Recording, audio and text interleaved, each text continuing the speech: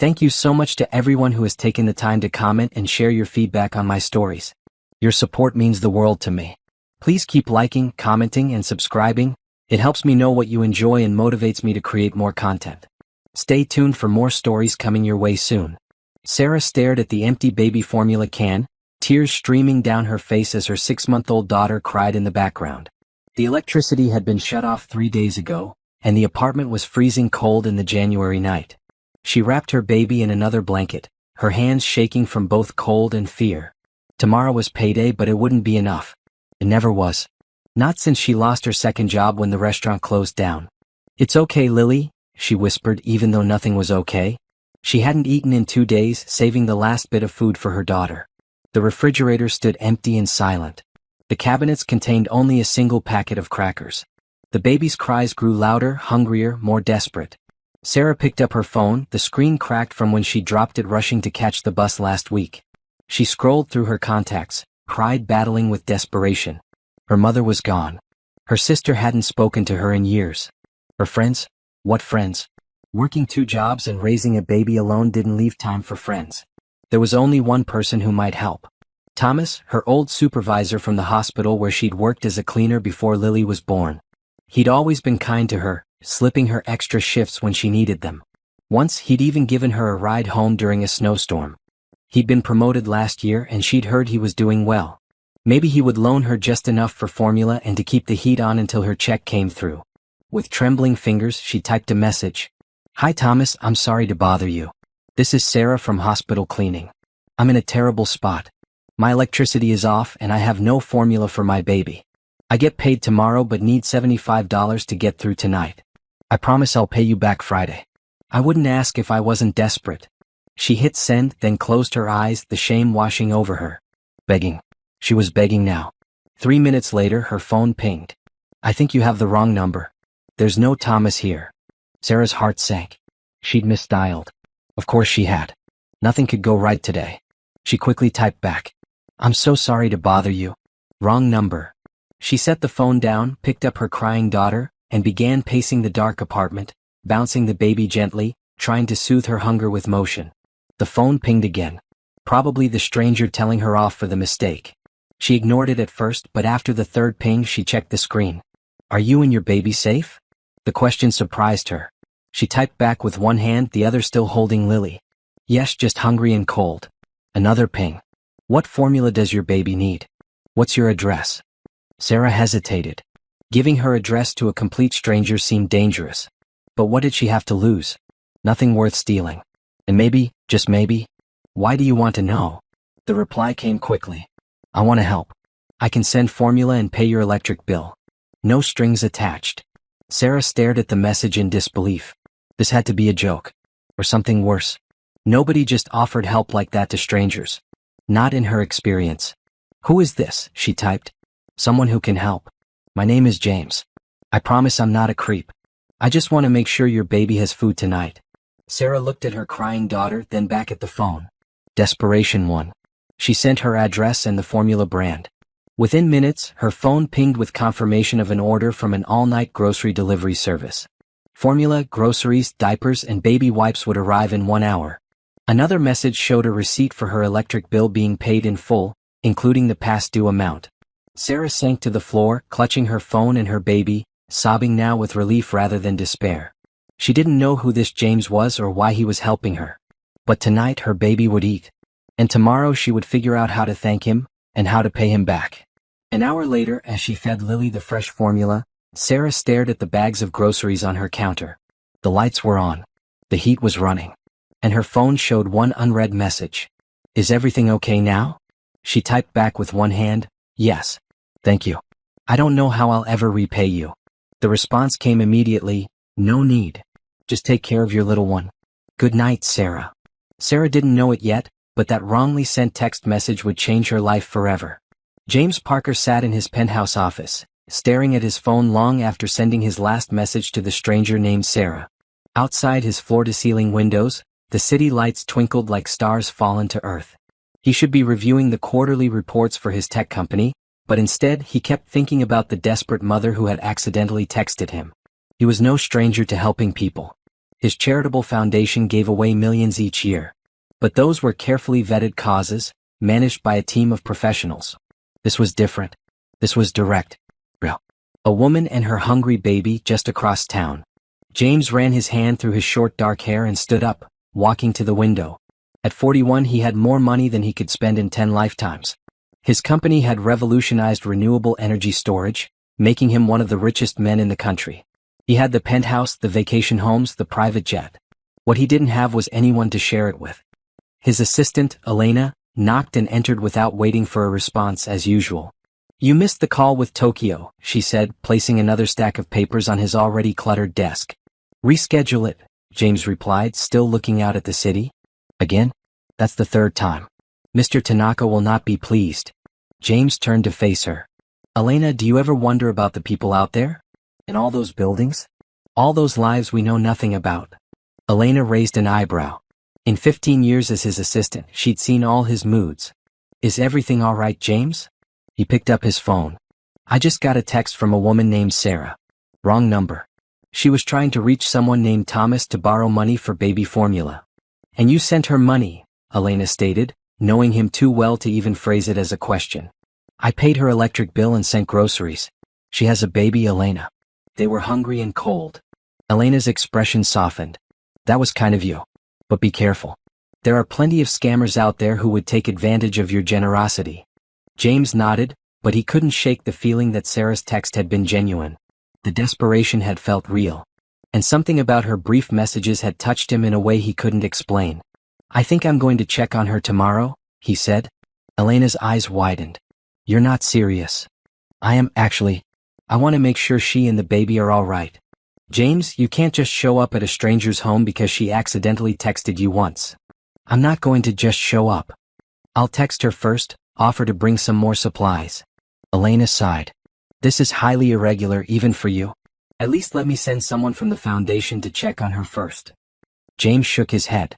"No, this isn't foundation business. This is personal." "That's what concerns me," Elena muttered.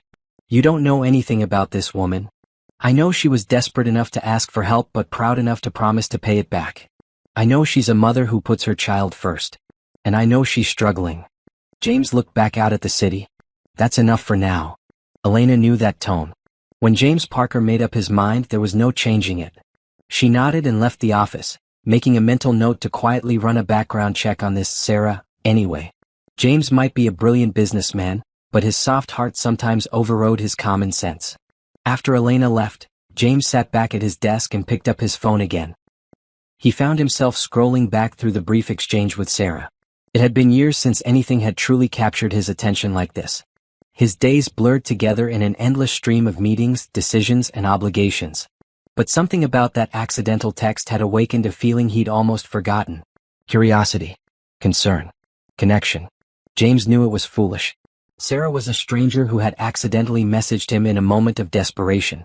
She hadn't asked for anything beyond the initial request meant for someone else. She'd been grateful, yes, but also wary. As she should be. And yet, he couldn't stop thinking about her and her baby. Couldn't stop wondering about their story. Couldn't stop feeling like maybe, just maybe, that wrong number wasn't a mistake at all, but something else. Something like fate. James laughed at himself. Fate? Really? He was a scientist by training, a businessman by success. He didn't believe in fate or destiny or any of that nonsense. But as he finally turned back to his quarterly reports, a small part of him wondered if perhaps he was wrong about that too. Sarah woke with a start, momentarily confused by the humming of the refrigerator and the soft glow of the night light in the corner. Then she remembered the electricity was back on. The mysterious stranger named James had paid her bill. Had sent food for her and formula for Lily. She glanced at the clock, 5:30 a.m. Lily would be awake soon, wanting her morning bottle. For the first time in weeks, Sarah didn't feel that immediate punch of anxiety upon waking. Today she had formula. Today she had food. Today she could turn on the lights and feel the blessed heat flowing through the vents. She slipped out of bed and padded to the kitchen, opening the refrigerator door just to see the food inside. Milk, eggs, cheese, vegetables, fruit, simple things that had become luxuries. The delivery had included enough groceries to last at least a week. Far more than the $75 she had asked to borrow from Thomas. Thomas. She needed to apologize for bothering him with her problems. But first, coffee. Real coffee with real milk. Another luxury. As the coffee brewed, Sarah checked her phone. There was a message from her actual supervisor at the hospital where she now worked nights as a cleaner. Can you come in early today? Jenna called out sick. Sarah typed back immediately, yes, no problem. Extra hours meant extra money. And with the electric bill paid, her paycheck could go toward rent and catching up on other bills. She scrolled further and saw a message from the wrong number from James, sent just after she'd fallen asleep last night. I hope you and your baby are resting well. If you need anything else, please don't hesitate to ask. Sarah bit her lip, unsure how to respond. The help had been a blessing, but she was uncomfortable being indebted to a complete stranger.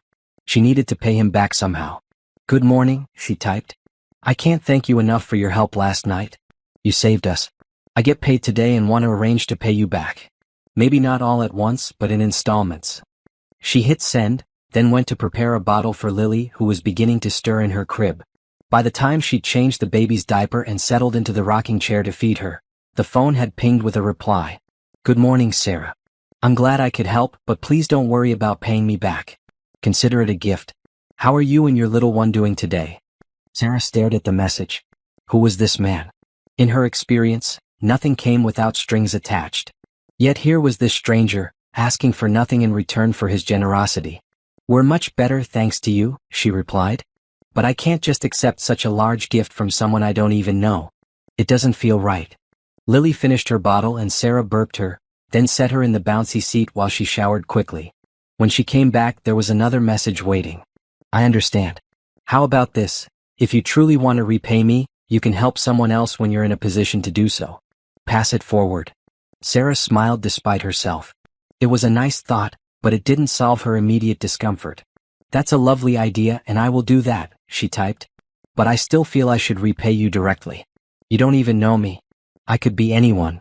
The reply came as she was getting dressed for work. True. And I could be anyone too.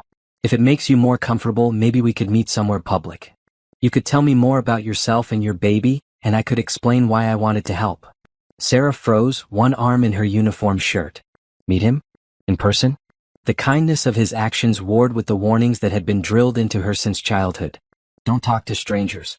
Don't trust too easily. Nothing comes for free. But then again, she reasoned, meeting in a public place would be safe enough. And she did owe him at least a proper thank you. I could meet for coffee tomorrow, she wrote. I work nights, so morning would be best. There's a cafe called Morning Brew on 5th Street. I know it, came the quick reply. How about 9 a.m.? And please bring your little one if you'd like. No pressure either way. Sarah hesitated before responding. 9 a.m. works. And yes, Lily will be with me. She goes everywhere I go. I look forward to meeting you both. Enjoy your day, Sarah. As she finished getting ready for work, Sarah wondered if she was making a mistake. She knew nothing about this man except that he had money and had been kind to her. That wasn't much to go on. She glanced at Lily, now happily playing with her feet in the bouncy seat. What do you think, sweetie? Should we trust the man who bought your formula? Lily gurgled and smiled, showing her 2 tiny bottom teeth. Yeah, that's what I thought too, Sarah said, tickling her daughter's tummy. We'll be careful. But someone who makes sure a baby isn't hungry can't be all bad, right? She finished getting ready, packed Lily's diaper bag, and bundled her daughter up against the January cold. As she locked her apartment door, Sarah realized she felt something she hadn't felt in a long time. Hope. It was a dangerous feeling. Hope had let her down before.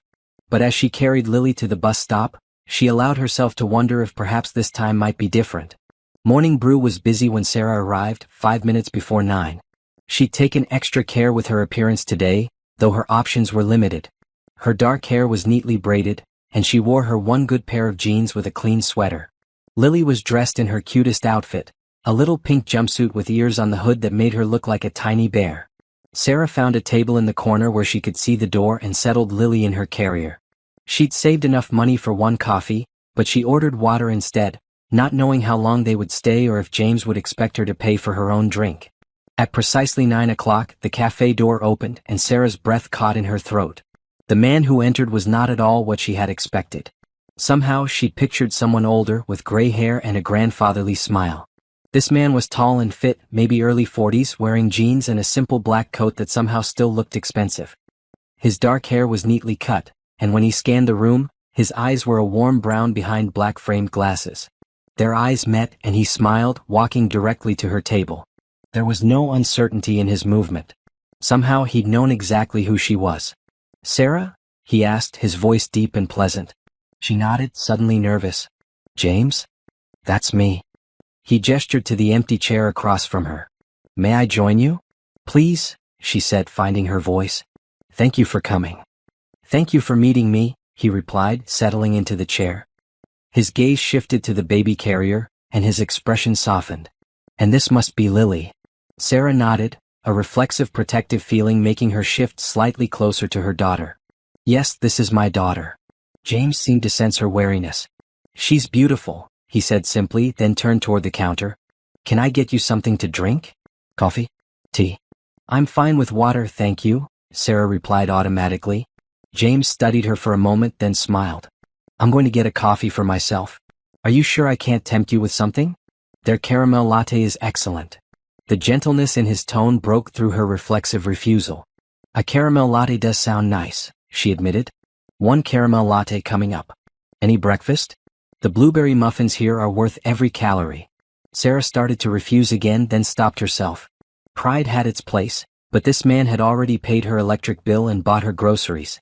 A muffin was hardly worth the fuss of refusing. "A blueberry muffin would be lovely," she said.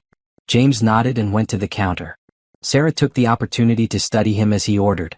Everything about him spoke of money, from his perfectly fitting clothes to his effortless confidence. Yet there was nothing showy or arrogant in his manner. He chatted easily with the barista, making her laugh about something. When he returned to the table with their drinks and food, Sarah noticed he'd bought extra muffins. "I got a few for later," he explained, following her gaze. "In case Lily gets hungry or you want something for lunch." Sarah felt tears prick at her eyes and blinked them away quickly. It was such a small kindness, but somehow it affected her more than the bigger help he'd provided. The thoughtfulness of it. "Thank you," she said, taking a sip of her latte to hide the emotion in her voice. "You're welcome." James settled back in his chair. "So, Sarah, tell me about yourself." Sarah hesitated, unsure where to begin or how much to share. "There's not much to tell. I'm a single mom. I work nights cleaning at Memorial Hospital. During the day, I take online classes when Lily naps." "What are you studying?" James asked, seeming genuinely interested. "Nursing," Sarah replied. "I've always wanted to be a nurse. But it's slow going one class at a time." "That's impressive," James said. "Working nights, raising a baby alone, and still pursuing your education." Sarah shrugged, uncomfortable with the praise. "I do what I have to do. Lily deserves a good life." "And what about you? What do you deserve?" The question startled her. No one had asked her something like that in a long time. Maybe ever. I don't know," she answered honestly. "I don't really think about that." James nodded, as if her answer told him something important. "And Lily's father? Is he in the picture?" Sarah tensed. "No. He left when I told him I was pregnant." "His loss," James said simply, with no judgment in his tone. Lily chose that moment to wake up, making small fussing noises that Sarah knew would soon turn to cries if she didn't act quickly. She reached for the diaper bag, but James was already standing. "May I hold her while you get what you need?" he asked. Sarah hesitated only briefly before nodding. James carefully lifted Lily from her carrier, supporting her head with practiced ease. Sarah watched in surprise as he gently bounced the baby, speaking to her in soft tones. "Hello there, Miss Lily. Did you have a good nap? Your mom and I are just having a chat." "Yes, we are." Lily stared up at him with wide eyes, then broke into a gummy smile that made Sarah's heart turn over. Her daughter was not usually so quick to warm up to strangers. "You're good with babies," Sarah observed as she prepared a bottle. James smiled ruefully. "I have nieces and nephews. They've taught me a thing or two." When the bottle was ready, he handed Lily back to Sarah, who settled into feeding her daughter. "Now it's your turn," Sarah said. "Tell me about yourself. And why you helped us." James took a sip of his coffee. "I'm the CEO of Parker Renewable Technologies. We develop and manufacture energy storage solutions, batteries, essentially, but more efficient and environmentally friendly than traditional ones." Sarah stared at him. Parker Renewable Technologies was a massive company. She'd seen their logo on buildings downtown. You're that James Parker?" He nodded, looking slightly embarrassed. "Guilty as charged. But you're?" Sarah couldn't find the words. "Rich?" James supplied with a small smile. "Yes, I am. Very. Which is why helping you with groceries and an electric bill was not a hardship for me. But why? Sarah persisted. You must get people asking for money all the time. I do, James agreed. But you weren't asking me. You were asking someone named Thomas, who you obviously knew and trusted enough to reach out to when you were in trouble. And you promised to pay him back. That told me a lot about your character. Sarah felt her cheeks warm. Still, most people would have just ignored a wrong number text. James was quiet for a moment, watching as Lily drank her formula. Can I tell you something, Sarah? She nodded. The night you texted me, I was sitting alone in my office looking out at the city and feeling disconnected from everything and everyone. I have more money than I'll ever need, but sometimes I wonder what it's all for. And then your message came through and suddenly I had a purpose. A simple, direct way to help someone. Felt real. More real than anything that had happened to me in a long time. His honesty took Sarah by surprise. This wasn't what she'd expected at all. So you see, James continued, you actually helped me too. You reminded me that there are real people out there with real problems that I can actually help solve. Not just by writing checks to foundations, but by direct human connection. Sarah didn't know what to say to that. The idea that she had somehow helped this billionaire seemed absurd. And yet, the sincerity in his eyes was unmistakable. Lily finished her bottle, and Sarah lifted her to her shoulder to burp her, using the moment to gather her thoughts. I still want to pay you back, she said finally. Maybe not with money right away, but somehow. James considered this. How about this, have dinner with me sometime? Just as friends, he added quickly, seeing her expression. I'd like to hear more about your nursing studies. Maybe I can help with that too. Sarah's pride bristled instinctively, but she forced herself to consider his offer objectively. James Parker could probably open doors for her career that would otherwise remain firmly closed. And he seemed genuinely kind, with no ulterior motives she could detect. Just as friends, she clarified. Absolutely, James confirmed. No pressure, no expectations. Sarah looked down at Lily, now contentedly playing with a strand of her mother's hair. Then she looked back at James, this strange, kind billionaire who had entered their lives through a simple wrong number. Okay, she said. Dinner as friends. James smiled, and Sarah was struck by how it transformed his face from merely handsome to something much more appealing. Great, he said. It's a date. I mean, not a date. A friend date. His sudden awkwardness made Sarah laugh, easing the tension she hadn't realized she'd been holding. Maybe, just maybe, this bizarre situation wasn't as dangerous as she'd feared. Maybe it was the beginning of something good. 3 weeks after their first meeting at the cafe, Sarah found herself becoming more comfortable with James's presence in her life. They had shared 2 more friend dates, once for dinner at a casual restaurant where he hadn't batted an eye when she'd brought Lily along, and once for a walk in the park on Sarah's day off. Both times, James had been unfailingly kind, interested in her life and thoughts, and respectful of her boundaries. Tonight, they were having dinner at her apartment, her suggestion, despite her initial embarrassment about the shabby one-bedroom unit. James had accepted without hesitation, bringing a bag of groceries despite her protests that she wanted to cook for him. It's just pasta, Sarah said, stirring the simple sauce she'd made. It smells amazing, James replied, sitting on the floor of the living room where he was building a tower of blocks for Lily to knock down. Each time the blocks tumbled, Lily would giggle and clap her hands, and James would patiently rebuild the tower. Sarah watched them from the kitchen. Lily had taken to James immediately, which both warmed and worried Sarah's heart. She didn't want her daughter getting attached to someone who might not stay in their lives. But watching them play together, it was hard to maintain that worry. James seemed genuinely delighted by Lily's company, never checking his phone or appearing bored with baby games. Dinner's ready, Sarah announced, setting 2 plates on her small table. She'd already fed Lily, who was now happily occupied with her blocks. James joined her at the table, waiting until she was seated before sitting down himself. It was a small courtesy, but one that Sarah noticed and appreciated. This looks wonderful, he said, twirling pasta onto his fork. Thank you for cooking. It's the least I could do after everything you've done for us, Sarah replied. James took a bite and made an appreciative sound. This is delicious. Sarah smiled, pleased by his enjoyment. My grandmother's recipe. She taught me to cook when I was little. They ate in comfortable silence for a few minutes, with Sarah occasionally glancing over to check on Lily, who was contentedly playing with her toys in the living room just a few feet away. Sarah, James said after a while, setting down his fork. I wanted to talk to you about something. Something in his tone made Sarah tense. What is it? I've been thinking about your nursing education, he began carefully. You mentioned it's taking a long time because you can only afford one class at a time. Sarah nodded warily. That's right. I'd like to help with that, James said. I've set up a scholarship fund through my foundation. It's designed for single parents pursuing healthcare careers. Sarah's fork clattered against her plate. You created a scholarship, for me? Not just for you, James clarified quickly. For people like you, dedicated parents who are working hard to build a better future for themselves and their children. But yes, you were my inspiration. Sarah didn't know what to say. Part of her wanted to refuse immediately, her pride balking at accepting more charity. But another part recognized the opportunity this represented. With financial support, she could take more classes, finish her degree sooner, and start earning a nurse's salary years earlier than she'd planned. I don't know what to say, she finally managed. Say you'll apply, James replied.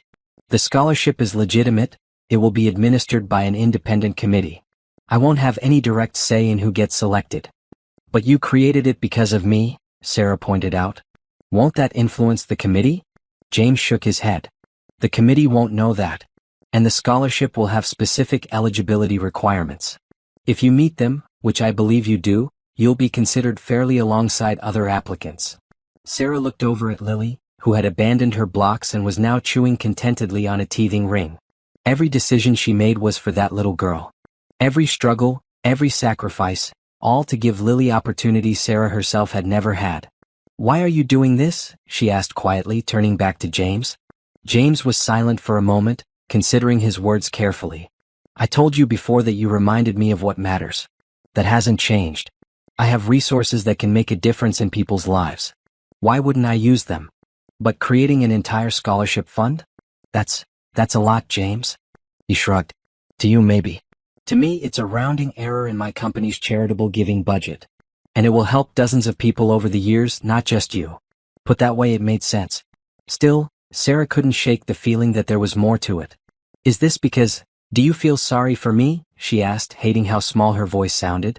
James's expression softened. No, Sarah. I admire you. There's a big difference. Their eyes met across the table, and Sarah felt something shift between them, a moment of pure understanding that took her breath away. Lily chose that moment to start fussing, breaking the tension. Sarah rose automatically to check on her daughter, finding she needed a diaper change. Excuse me, she said, lifting Lily and carrying her to the bedroom that they shared. When she returned a few minutes later, James was washing the dishes.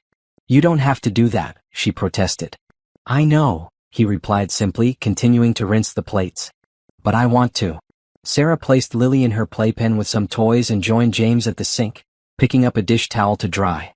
About the scholarship, she said finally. I'll think about it. James nodded, handing her a clean plate. That's all I ask. They finished the dishes in companionable silence, then moved to the living room where Lily was beginning to yawn. It's past her bedtime, Sarah explained, lifting her daughter from the playpen. I should put her down. James nodded. I should probably head out anyway. Early meeting tomorrow. Thank you for coming, Sarah said, suddenly shy. And for everything. Thank you for dinner, James replied, his warm brown eyes crinkling at the corners. It was wonderful. He leaned down and gently touched Lily's head. Good night, little one. Sweet dreams. Lily gave him a sleepy smile, then nestled against her mother's shoulder. Sarah walked James to the door, balancing Lily on her hip. At the threshold, James paused. The scholarship application will be available next week, he said. No pressure, but I hope you'll consider it. I will, Sarah promised, and she meant it. After he left, Sarah went through Lily's bedtime routine on autopilot, her mind still processing the evening. As she laid her now sleeping daughter in the crib, she allowed herself to imagine a different future, one where she didn't have to work nights cleaning hospital rooms, where she could afford a bigger apartment in a better neighborhood, where she could buy Lily new clothes instead of second-hand ones. A future where she was Nurse Sarah, respected and well-paid. It was a beautiful dream. And for the first time, it felt like it might actually be possible. 2 months later, Sarah's life had transformed in ways she could never have imagined. She had applied for and received the Parker Foundation Scholarship for Healthcare Excellence, which not only covered her tuition but also provided a stipend that allowed her to reduce her work hours and take more classes. She was now on track to finish her nursing degree in 18 months instead of 4 more years. James had become a regular presence in their lives, stopping by at least once a week to check on them and play with Lily. He brought small, thoughtful gifts, educational toys for Lily, a better laptop for Sarah's classes, a comfortable reading chair for the living room. Each gift was carefully chosen to be useful rather than flashy, respecting Sarah's pride while still making their lives easier. Today, Sarah was studying at the library while James watched Lily at her apartment. It was an arrangement that had evolved naturally as they'd grown to trust each other. James seemed to genuinely enjoy his Lily time, as he called it, and Sarah benefited from uninterrupted study hours. But as she packed up her books to head home, Sarah felt a familiar knot of anxiety in her stomach. Their friendship had remained just that, a friendship, but lately she'd noticed a shift. The way James looked at her sometimes when he thought she wasn't watching. The way her own heart raced when he arrived and sank when he left. She was falling for him. And that terrified her. James Parker lived in a world so far removed from hers that it might as well be another planet. He attended galas and board meetings and traveled the world on business. She cleaned hospital rooms and changed diapers and clipped coupons to save on groceries. Even with the scholarship, the gulf between them was enormous. And then there was the matter of gratitude. How could she separate her growing feelings from her appreciation for all he'd done? How could she be sure that what she felt was real and not just thankfulness mixed with admiration? The bus ride home gave her too much time to think, to worry, to second-guess herself. By the time she reached her stop, Sarah had resolved to maintain careful boundaries. James had promised friendship, and friendship was what she would give him. Nothing more, nothing less. She opened her apartment door to find James sitting on the floor, reading a picture book to Lily. Her daughter was curled in his lap, utterly content, occasionally patting the colorful pages with her small hands. The sight made Sarah's heart contract painfully. And the caterpillar was still hungry, James read in an animated voice, completely absorbed in the story. He hadn't even noticed Sarah's arrival. So he ate through one slice of salami, James continued, turning the page carefully. Sarah stood quietly in the doorway, unwilling to break the spell of the moment. Watching James with Lily felt so right, so natural that it scared her. "We're home," she finally said, setting her backpack down. James looked up, his face breaking into a warm smile. "Hey, how was studying?" "Productive," Sarah replied, hanging up her coat. "How was Lily?" "Perfect as always," James said, closing the book as Lily scrambled off his lap and toddled toward her mother. "We played, had lunch, and now we're catching up on our literature." Sarah scooped up her daughter, breathing in her baby powder scent. "Thank you for watching her." "Anytime," James said, rising from the floor with a slight grimace. "Though I'm discovering muscles I didn't know I had. Turns out chasing a toddler is better than any gym workout." Sarah laughed. "Try doing it every day." "I wouldn't mind that," James said quietly. The words hung in the air between them, weighted with meaning that Sarah wasn't ready to acknowledge. "I should get dinner started," she said quickly, carrying Lily to the kitchen. "Actually," James said, following her, "I wanted to talk to you about something." Sarah's heart stuttered. "Oh. My sister's wedding is next weekend," he said. "I was hoping you and Lily might come with me." Sarah nearly dropped the sippy cup she was filling. "Your sister's wedding?" "James, that's a family event." "Exactly," he said, leaning against the counter. "And I'd like you to meet my family." Sarah set the cup down carefully. "Why?" James ran a hand through his hair, a gesture she'd come to recognize as a sign of nervousness. "Because you and Lily are important to me. And I think my family would love you both." "As friends?" Sarah clarified, needing to hear him say it. James hesitated. "Sarah, I think we both know it's become more than that. At least for me." There it was, the word she'd both longed for and dreaded. "James?" she began, but he held up a hand. "You don't have to say anything now. Just think about coming to the wedding. No pressure, I promise." Before Sarah could respond, her phone rang. She glanced at the screen. Memorial Hospital. Probably calling to see if she could cover a shift. "I should take this," she said. James nodded. "I'll get going. Just think about it, okay?" After he left, Sarah collapsed onto the couch, her mind swirling. The wedding invitation wasn't just about a social event, it was about taking their relationship public, introducing her to his world. It was a step she wasn't sure she was ready to take. Her phone buzzed with a text from James. "No pressure about the wedding. But if you do come, there's a special surprise I think you'll like." Sarah stared at the message, wondering what surprise James could possibly have planned, and whether she was brave enough to find out. The ballroom of the Grand Plaza Hotel glittered with thousands of tiny lights, transforming the space into a winter wonderland for the April wedding.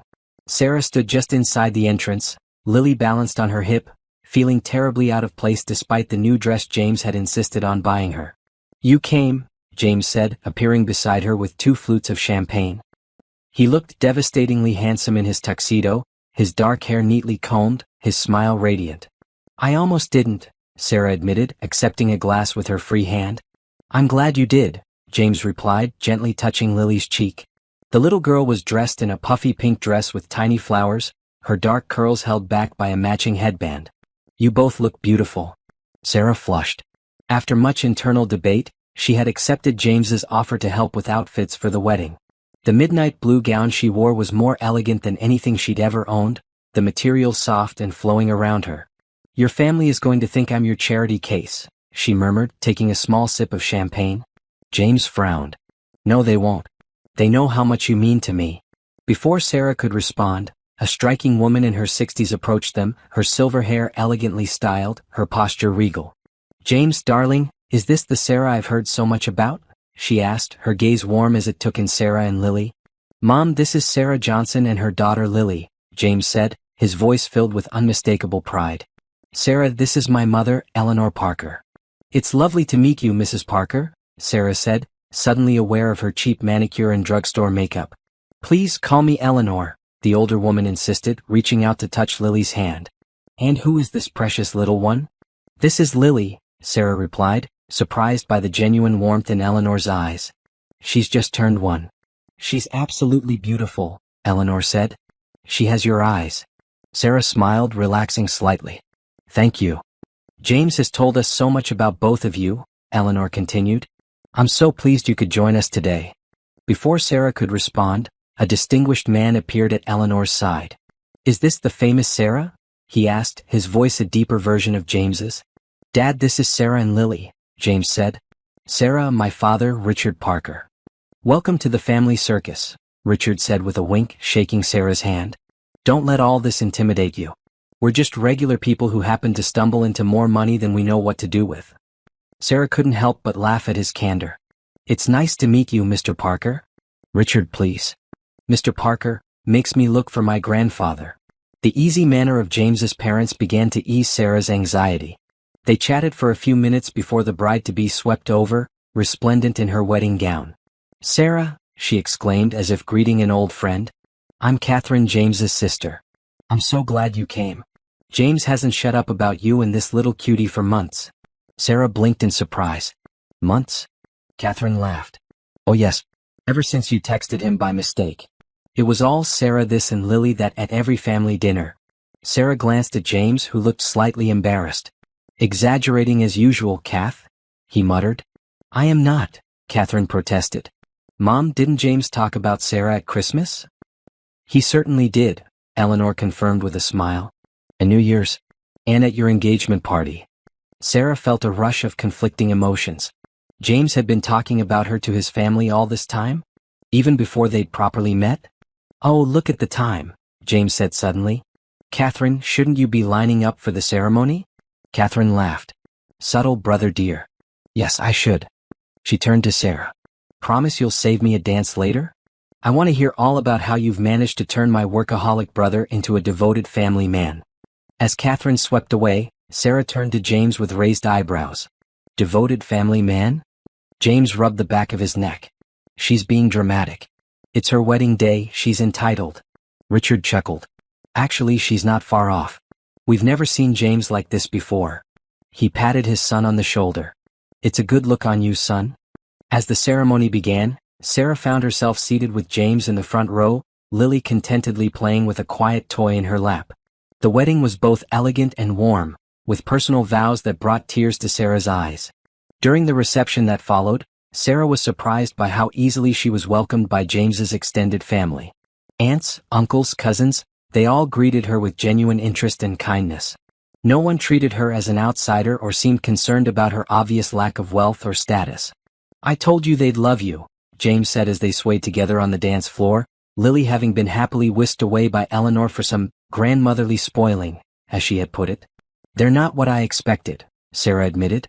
"What did you expect?" "I don't know. Snobbish? Judgmental?" concerned that their billionaire relative was hanging around with a single mom who cleans hospital rooms. James pulled her closer. My family values character over bank accounts, Sarah. Always have. That's how they raised me. Sarah rested her head against his shoulder, allowing herself to relax into the moment. This is all so surreal, she murmured. Which part? All of it.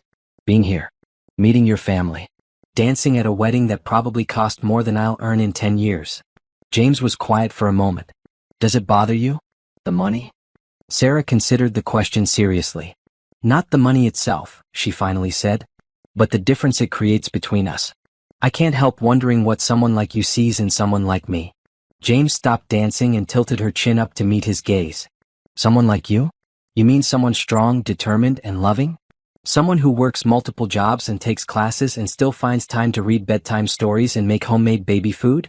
Someone who refuses to give up even when things seem impossible. Sarah's eyes filled with tears. James? The question isn't what I see in you, Sarah. It's whether you can see yourself the way I do. Before she could respond, Eleanor appeared with a sleepy Lily. I think someone's ready for a nap, she said, handing the baby to Sarah. I should take her to the hotel room, Sarah said, grateful for the interruption. James's words had touched something deep inside her, something she wasn't ready to examine too closely. I'll come with you, James offered.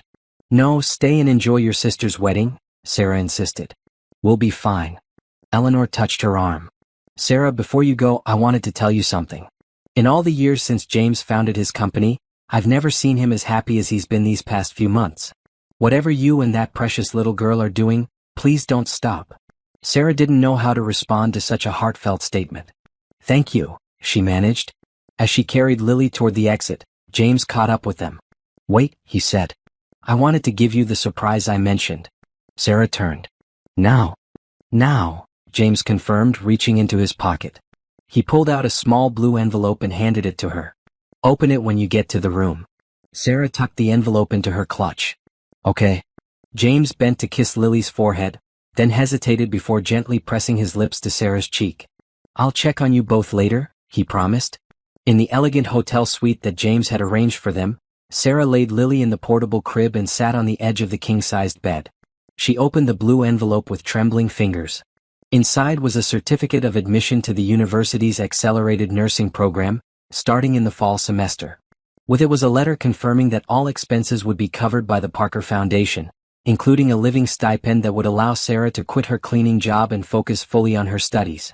The second page was a handwritten note from James. Sarah, I know you're worried about taking help from me. I understand your pride and respect it. But this isn't charity, it's investment in a brilliant future nurse who will help countless patients throughout her career. You earned this with your grades and determination. All I did was make it possible for you to accept it without worrying about Lily or bills. There are no strings attached. This is yours whether our relationship grows or remains exactly as it is now. All I ask is that you give yourself this chance. You deserve it, James. Sarah read the note 3 times, tears streaming down her face. The accelerated program had been her dream, but she'd never even applied, knowing she couldn't afford to stop working. Somehow, James had made it happen anyway. And he'd done it in a way that preserved her dignity. This wasn't a handout, it was a vote of confidence in her abilities and her future. As Lily slept peacefully in her crib, Sarah made a decision. She was done being afraid of what might happen between her and James. She was done letting her past dictate her future. She was done pretending that her feelings for him were simply friendship or gratitude. When James knocked softly on the door an hour later, Sarah was waiting. Is everything okay? He asked, noticing her tear-stained cheeks. Sarah nodded, stepping aside to let him in. Lily's still sleeping, she whispered.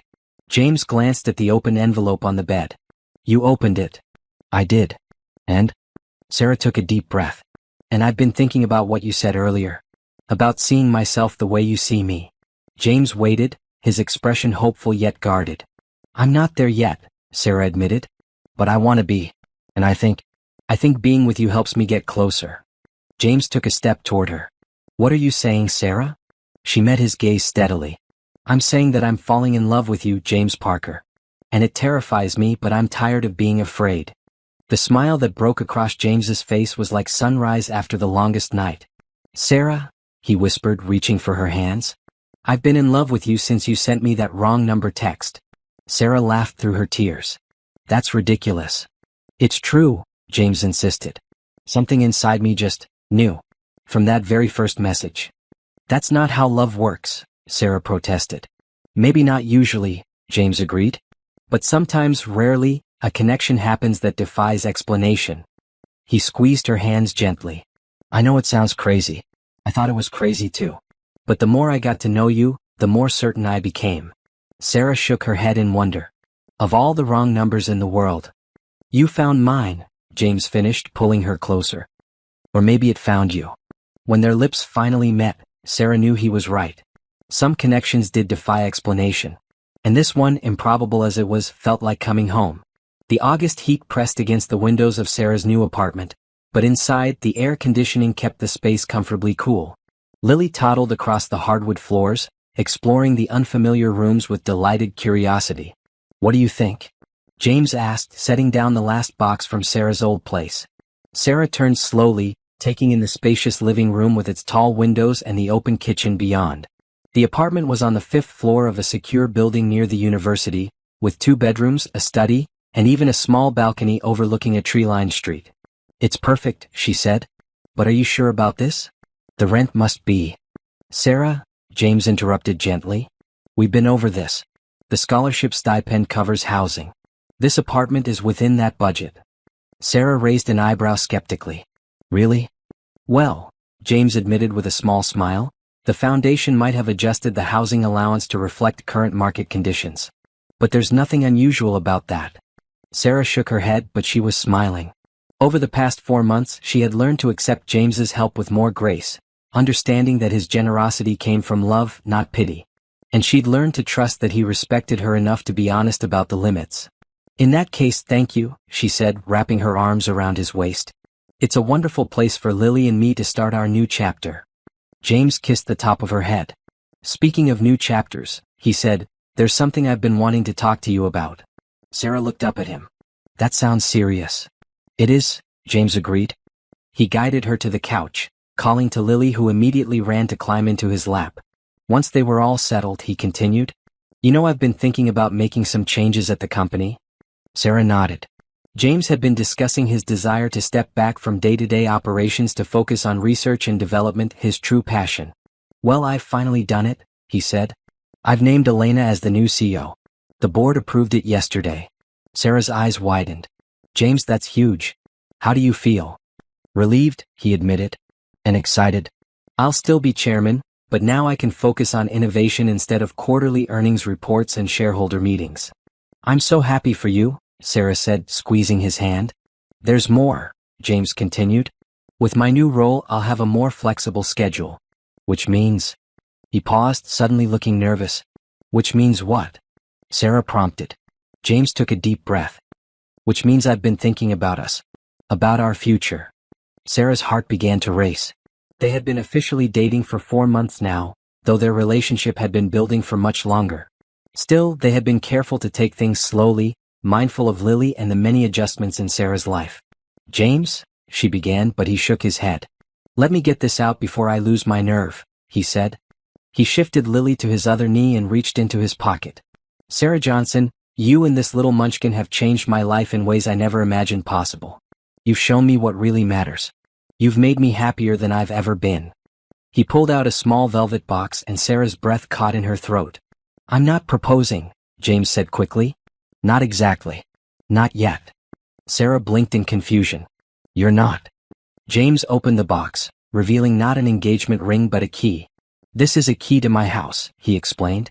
I want you and Lily to move in with me. Not right away, he added hastily. I know you need to start school first, get settled. But whenever you're ready. James, Sarah whispered, overwhelmed. I want us to be a family, he continued, words tumbling out now. I want to wake up with you every morning and help Lily learn to swim in the pool and plant a garden together and everything, Sarah. I want everything with you. Lily, sensing the emotional moment, patted James's face with her small hand. Dada, she said questioningly. The room went still. It was the first time Lily had ever called James that. Sarah looked at her daughter in surprise. Lily, what did you say?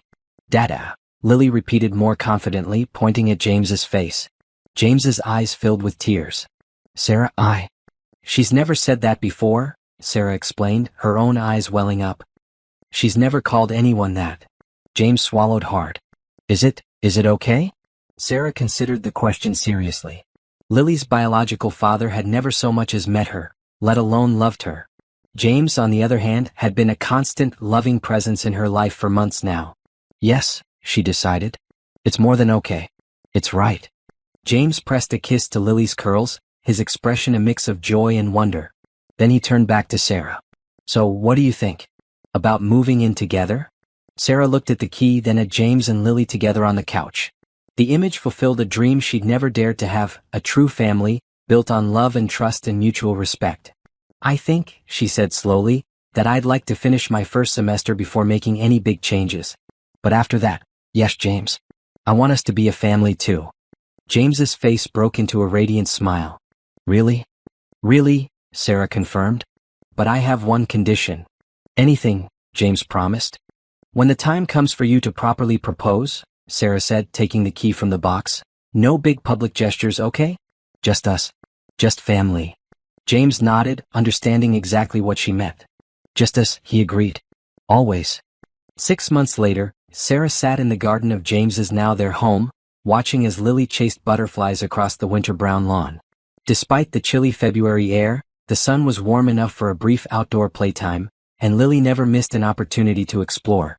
The past months had been a whirlwind of changes. Sarah had completed her first semester of nursing school with straight A's, an achievement that had made her burst with pride. She and Lily had moved into James's house just before Christmas, transforming the elegant but somewhat sterile mansion into a real home filled with laughter and toys and the occasional spilled juice.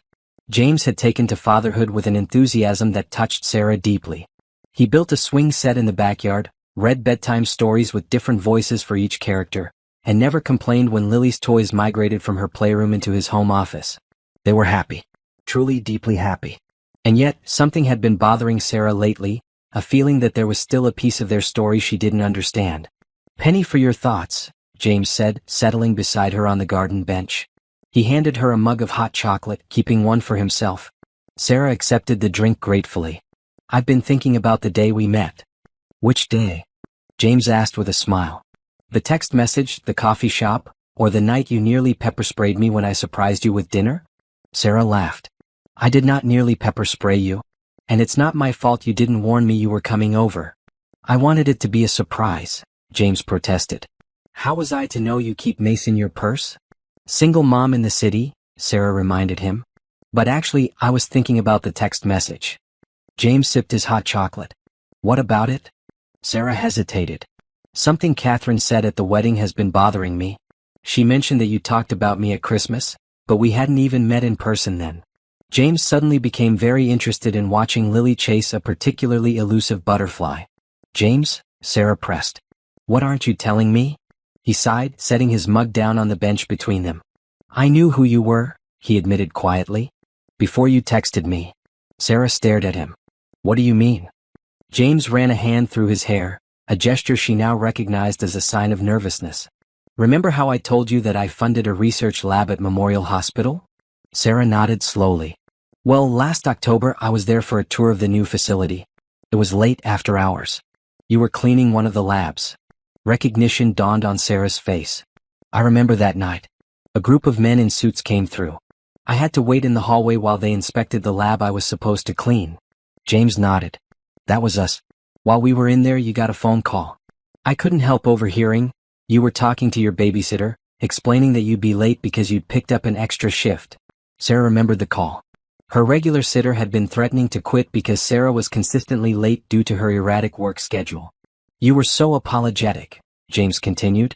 And you promised to bring formula when you got home. Then when we finally left the lab, you were still in the hallway, looking so tired but immediately getting back to work. He shook his head. I couldn't stop thinking about you. Sarah frowned. So when I texted you, I recognized your name, James admitted. And I took the opportunity to help without revealing that I'd been, well, thinking about you for months. That's... Sarah struggled to find the right word. Creepy? Stalkerish? I prefer fateful, James suggested with a wry smile. Or maybe meant to be? Despite herself, Sarah laughed. You should have told me. I know, James agreed. I was going to that first day at the cafe. But then I saw you sitting there, looking so wary and protective of Lily, and I couldn't figure out how to say, by the way, I've been thinking about you since I saw you cleaning a lab 3 months ago, without sounding like a complete stalker. Sarah shook her head in wonder. So that whole time you knew exactly who I was. Not exactly, James corrected. I knew your first name and where you worked. That's all. Everything else, everything important, I learned the right way by getting to know you. Sarah considered this revelation. It was strange, certainly, and a little unsettling. But it also explained the immediate connection she'd felt with James, the sense that he understood her situation more deeply than he should have. I'm sorry I didn't tell you sooner, James said, taking her hand. I was afraid you'd run away if you knew. I might have, Sarah admitted. Back then, I would have assumed the worst about your intentions. And now? James asked. Sarah looked at him, this kind, brilliant man who had changed her life in so many ways. Now I know your heart. And I know you wouldn't have helped me out of pity or for any unseemly reasons. Never, James agreed fervently. From the moment I saw you, exhausted but still working so hard, all I wanted was to make your life a little easier. To give you the breaks you deserved but weren't getting. Lily ran over to them, her cheeks pink from the cold and exertion. Mommy? Daddy? I saw a yellow butterfly.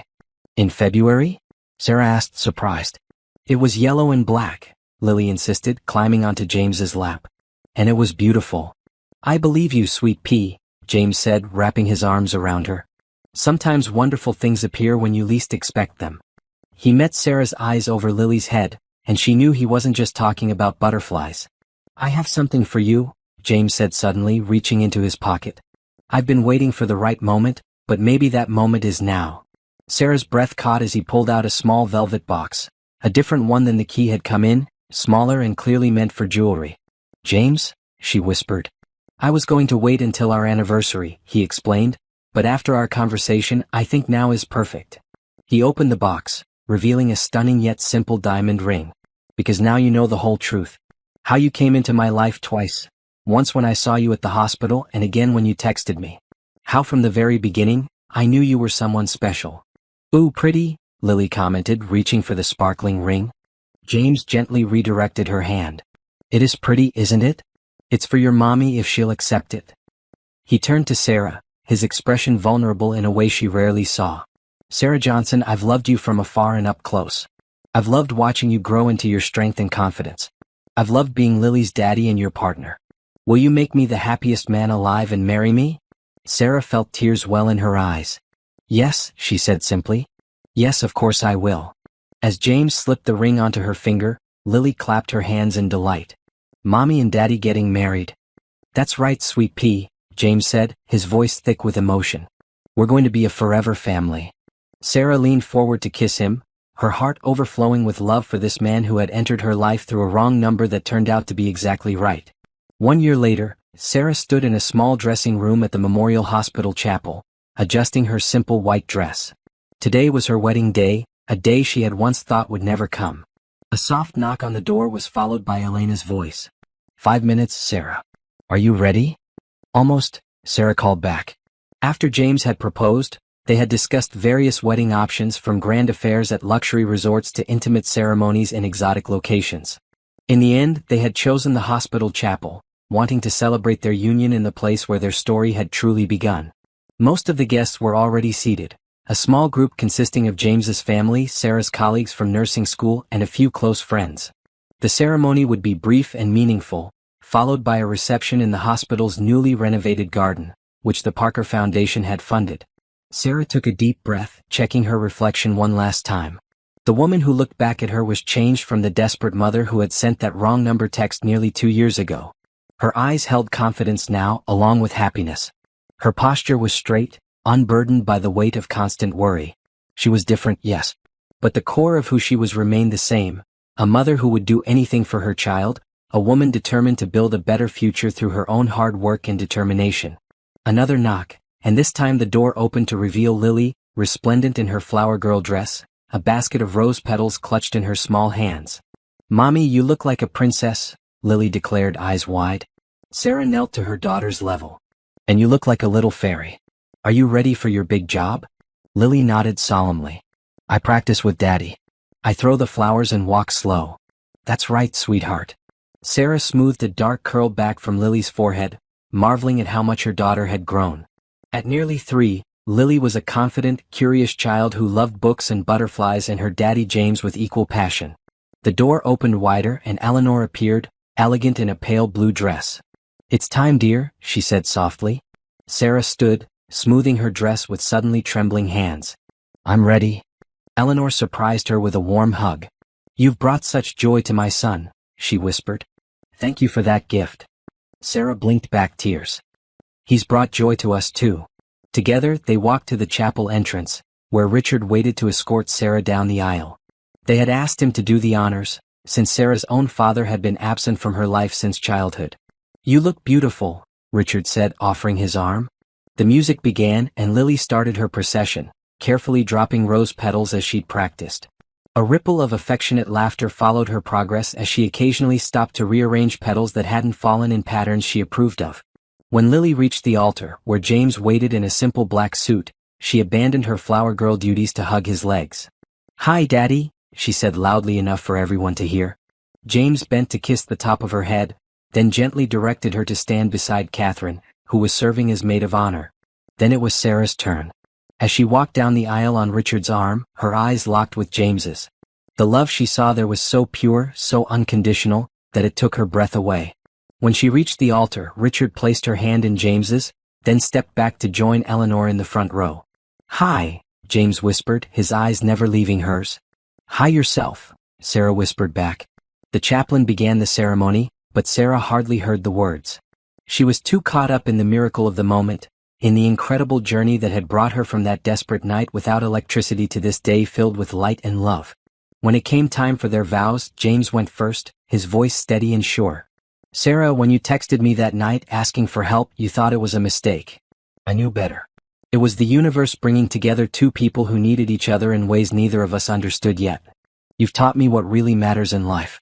You've shown me that true wealth has nothing to do with money and everything to do with love. I promise to spend the rest of my life trying to be worthy of the gift you've given me, the gift of you and Lily and our family." Sarah blinked back tears as she began her own vows.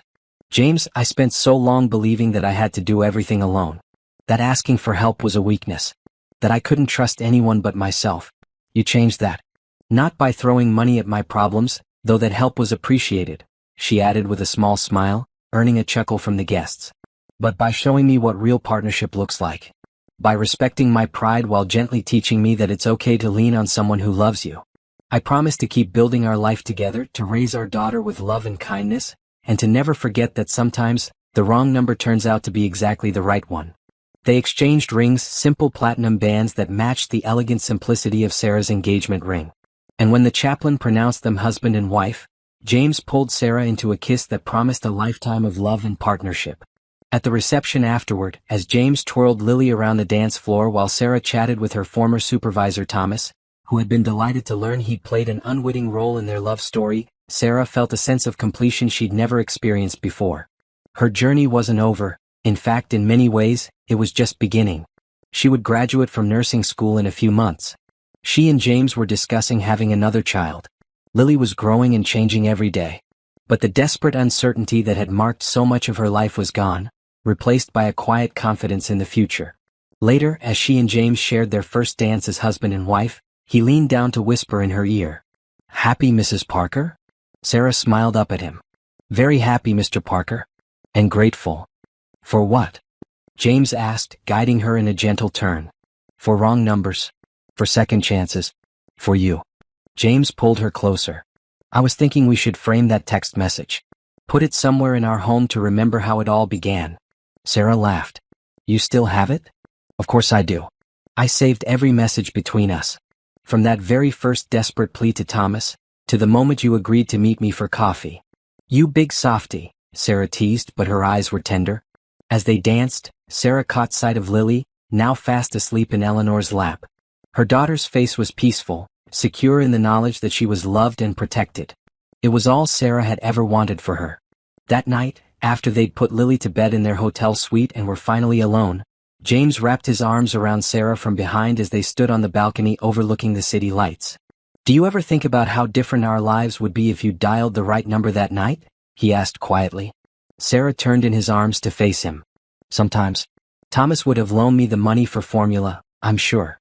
But I'd still be cleaning rooms at night, taking one class at a time, struggling to make ends meet. And I'd still be that lonely man in the penthouse, surrounded by wealth but missing what really matters, James added. Sarah reached up to touch his face. I think the universe knew what it was doing when it crossed our wires. Best wrong number ever, James murmured, bending to kiss her. As their lips met, Sarah silently thanked whatever twist of fate had caused her finger to hit the wrong digit that desperate night. One small mistake had led to this perfect moment, to a life filled with love, security, and promise. It wasn't a fairy tale ending. It was better. It was real. And it all began with a text message sent to the wrong number that turned out to be exactly the right one.